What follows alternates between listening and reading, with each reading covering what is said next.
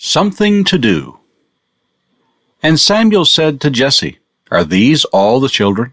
And he said, There remains yet the youngest, and behold, he is tending the sheep. 1 Samuel 16, verse 11. There's a saying, hard work never hurt anyone. I suppose within its context that saying is true. The McDonald's Restaurant Corporation ran an ad many years ago that boasted of the young people it had employed over the years and the impact those jobs had on them in the course of their lives.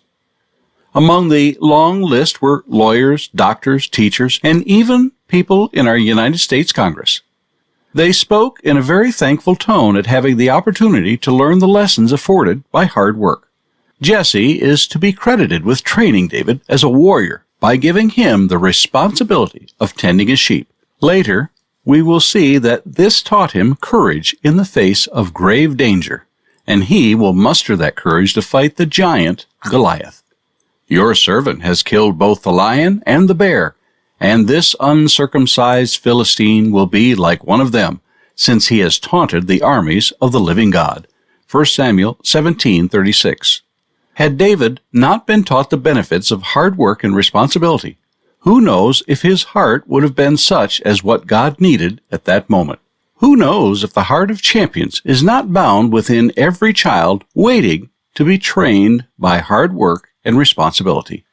Parents ought not miss out on the abundant lessons that can be taught and learned from having chores for their children. After all, hard work never hurt anybody, but has made more than a few into great leaders. Generations. And David went from there to Mizpah of Moab. And he said to the king of Moab, Please let my father and my mother come and stay with you until I know what God will do for me. 1 Samuel 22:3. One of the most impactful moments of the 1970s television was the end of each episode of a show called The Waltons. The closing moments featured a multi-generational home and each member saying good night to one another from different rooms in the house. Good night, Grandpa, has echoed in many a person's mind through the years.